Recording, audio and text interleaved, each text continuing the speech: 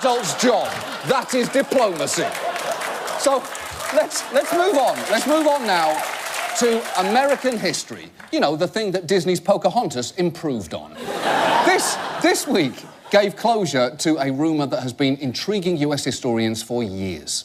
And it is confirmed President Warren G. Harding did indeed have a daughter out of wedlock. The New York Times reports DNA testing now proves the 29th president fathered a child by a mistress, Nan Britton, before he was elected.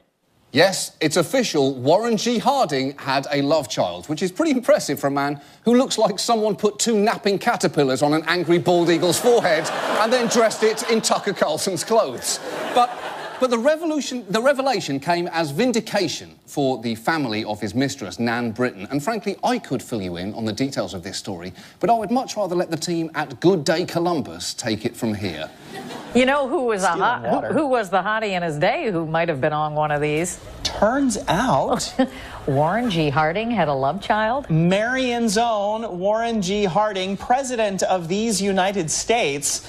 Quite the scandal in the 20s. The family has long since denied, and the two families have been kind of circling each other, going, this is for real. No, it's not for real. No, you're making it up. I want to learn about every world event from those two people.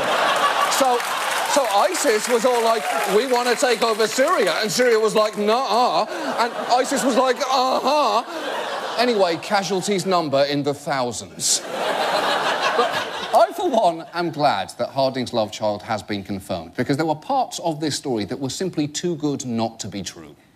After Warren Harding died in 1923, Nan Britton wrote a book claiming she'd been his mistress. They'd made love in a White House closet, and he'd fathered her daughter, Elizabeth. With all due respect to his mistress, you did not make love in a White House closet. You banged in Warren's fuck bunker. That is what happened, because that is what he called it.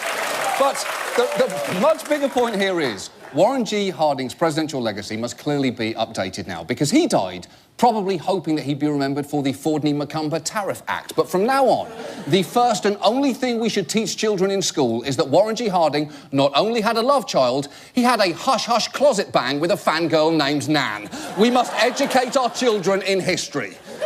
And finally this week, New Zealand. Australia's Australia. You may recall